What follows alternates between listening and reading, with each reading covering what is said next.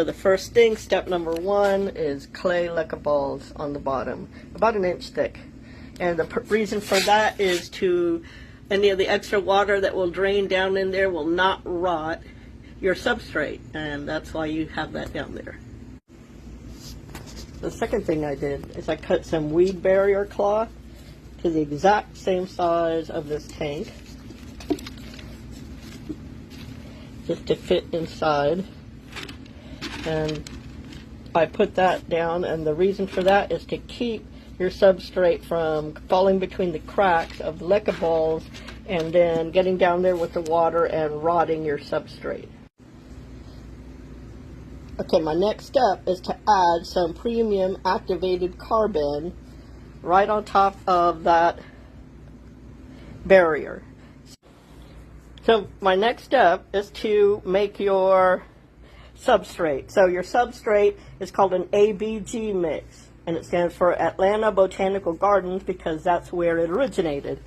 So you can use BioBlend from ZooMed, which actually has the 3 components that you will need, or you can blend up some of your own. So the 3 things you need are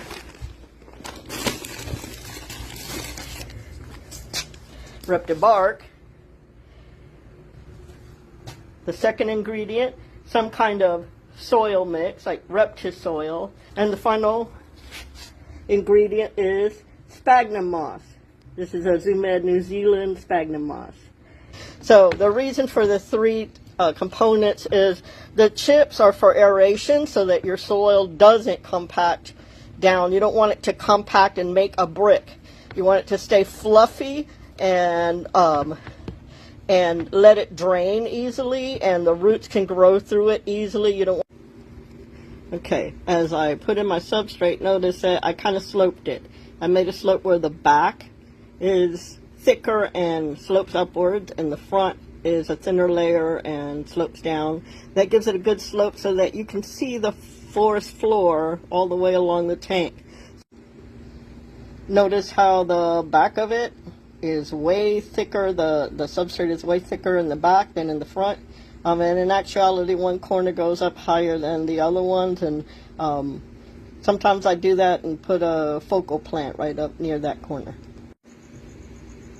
Here it is planted, and I have my springtails and isopods that I put in there.